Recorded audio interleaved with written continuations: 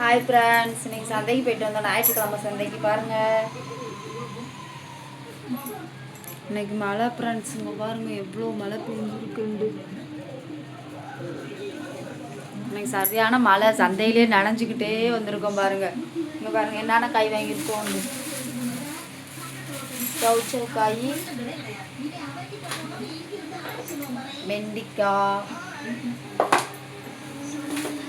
கத்திரிக்காய், உருளைக்கிழங்கு, வெங்காயம், முள்ளங்கி, அப்புறம் மாங்காய். இங்கே பாருங்க